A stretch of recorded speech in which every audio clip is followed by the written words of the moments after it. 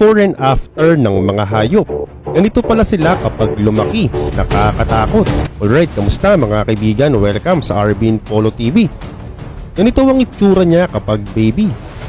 At ganito naman siya kabangis kapag lumaki.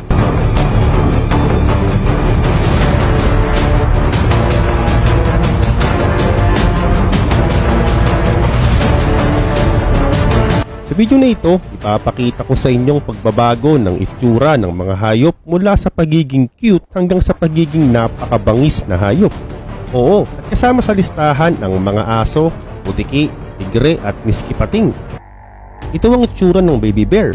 Ang cute, di ba? Ang sarap pisil-pisilin at alagaan.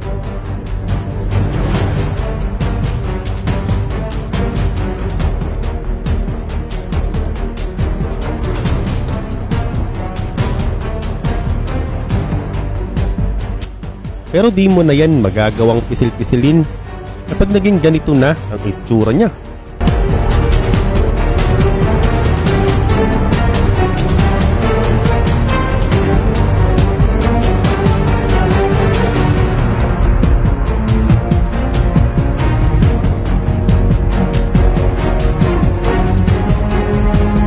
At ngayon heto naman ang katangian at itsura ng baby lion.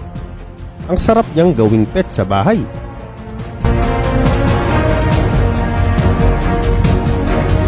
Pero kapag ganito na siya, di mo nagugustuhing alagaan pa siya.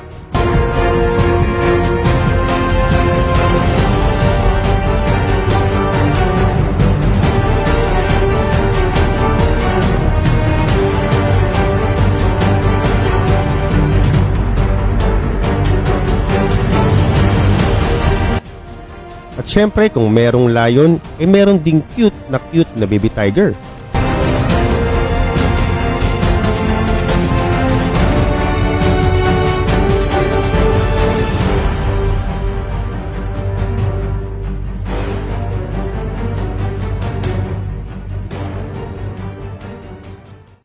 At ganito ang itsura niya kapag lumaki.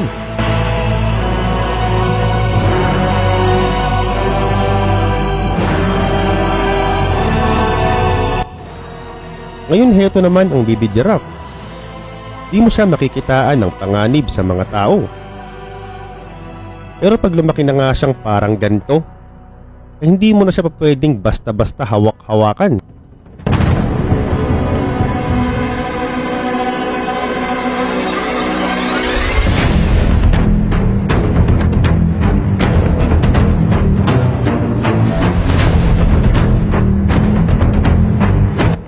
Ito naman ang itsura ng camel kapag baby.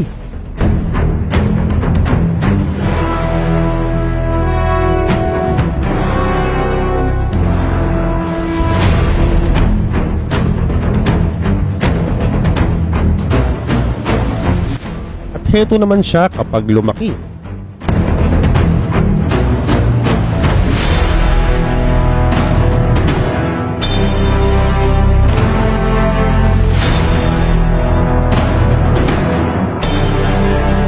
Ganyan kaliit at ka-cute ang buhaya kapag baby.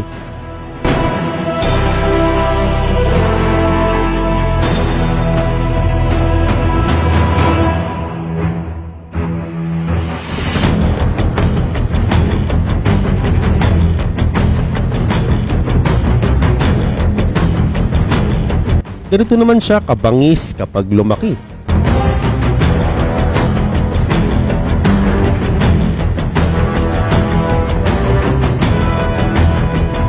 Ito naman ang baby vulture, super cute. Ganito naman siya katikas kapag lumaki.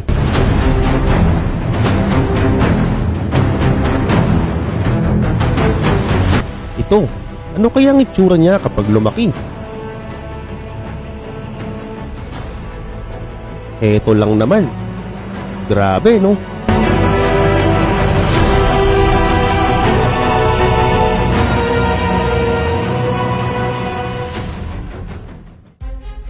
Ito pa ang isa. Super cute kapag baby ang Caucasian Shepherd.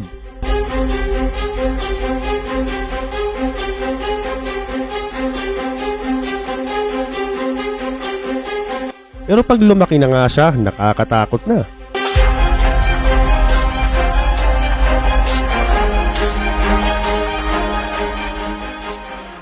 Ito naman ang napakaliit na cougar.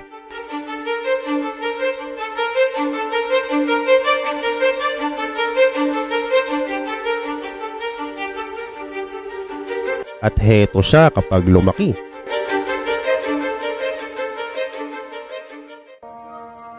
Ito naman parang lahat ay pwede mong gawin sa kanya. Pero pag lumaki na nga siya, di mo na nga siya pwedeng hawak-hawakan pa.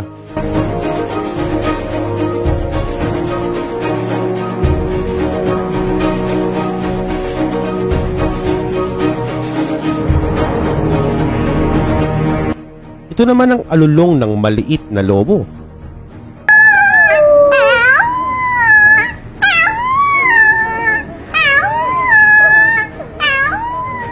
At heto na nga siya kapag lumaki, napakabangis.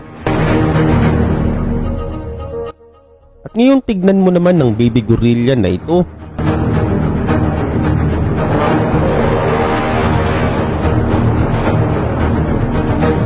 Ganito na nga siya kabangis kapag lumaki.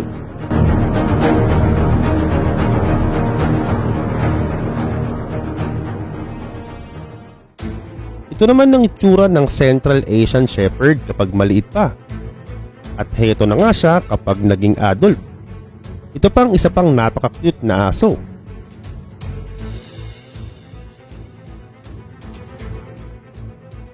Pero nakakatakot na nga siya at hindi na siya cute kapag lumaki na nga siya na parang ganito.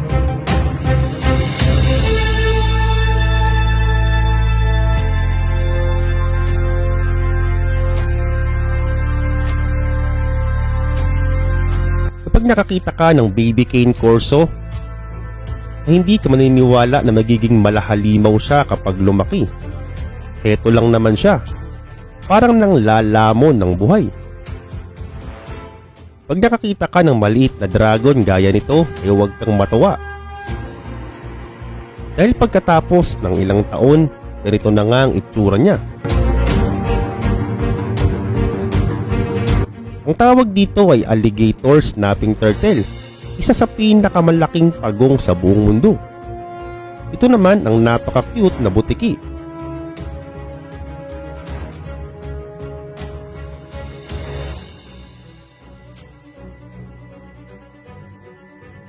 Pero sa katunayan, ito na siya kapag lumaki. Siya na ang pinakamalaking butiki na nabubuhay sa mundo ngayon. Ang cute ng mga pating kapag baby, no?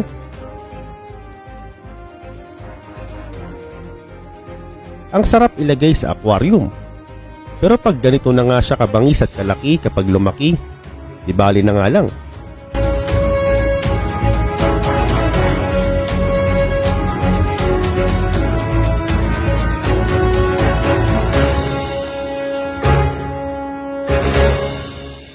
Ito pa ang isa pang uri ng pating na talaga namang napaka-cute kapag baby. Pero heto siya kapag nagkagulang.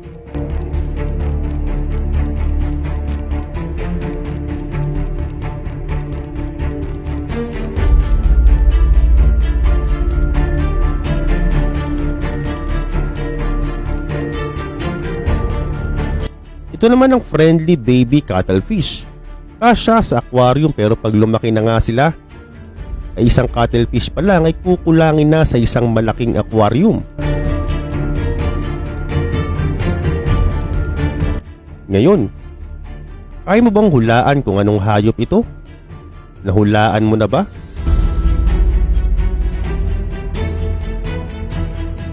Oo, ang tawag sa kanya ay anteater, ang napakatakaw na creatures. At ganito naman ang paraan niya sa pagdepensa.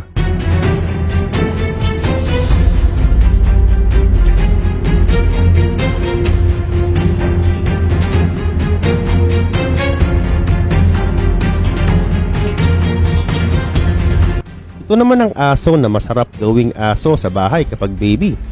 Oo, pag lumaki na nga siya baka magbago na ang isip mong alagaan siya.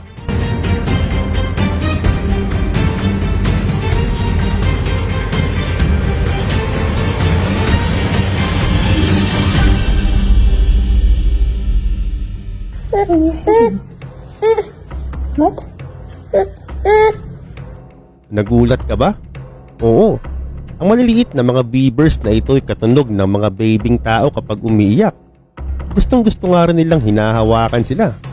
At heto na nga siya kapag lumaki.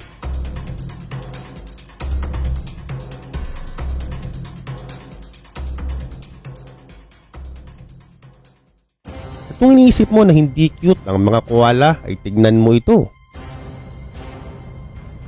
Ang cute, no? Pero hindi na siya ganun ka-cute kapag lumaki kagaya nito.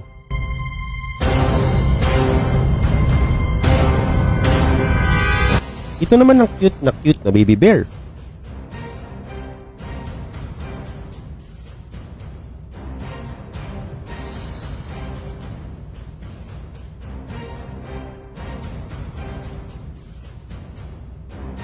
At ganito na nga siya kadambuhala at kabangis kapag lumaki.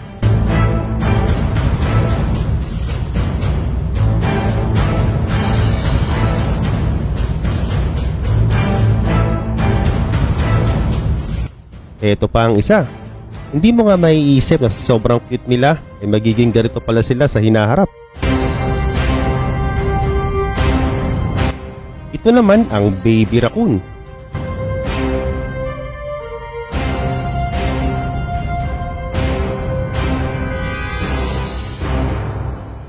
Ganito siya matapos ang ilang taon. Ngayon hulaan mo naman kung anong klaseng creatures ito.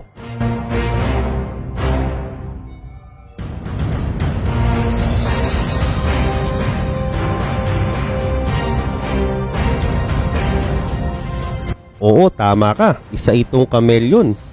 Ganito na nga siya kapag umedad.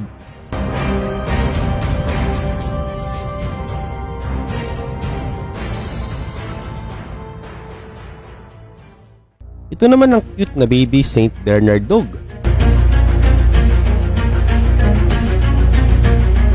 At manulula ka sa laki niya kapag lumaki siya na parang ganito. Literal na malaki.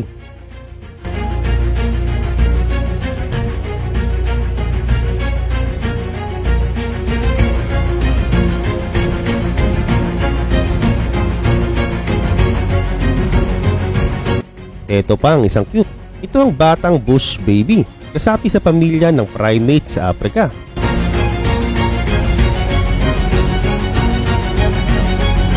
At heto nga siya kapag umedad.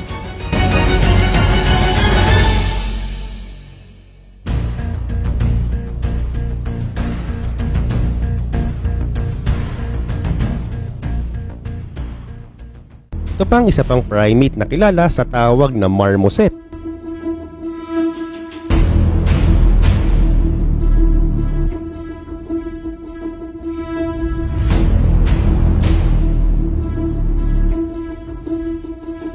At ganito na nga ang itsura niya pag naging adult. Eto pa. Isa rin itong uri ng exotic animal. Ito ang kulugo. Pag bata pa siya, tumitira nga siya sa balat ng nanay niya na parang sa ginagawa ng mga kangaroo. At pag lumaki na nga siya, ganito na ang itsura niya.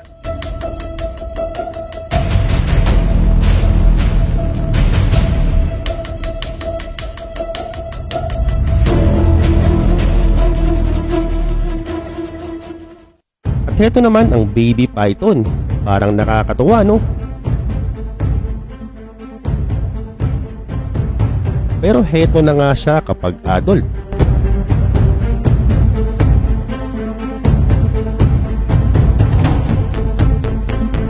Ngayon heto naman ang baby hippo.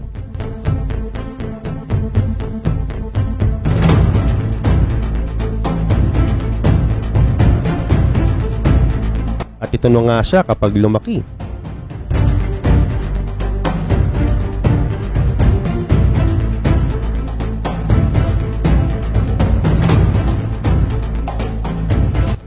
Ang pinakahuli, ito ang baby bison.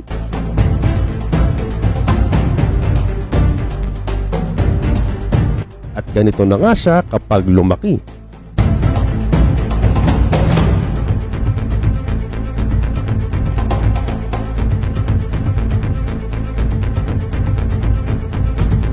Grabe, no?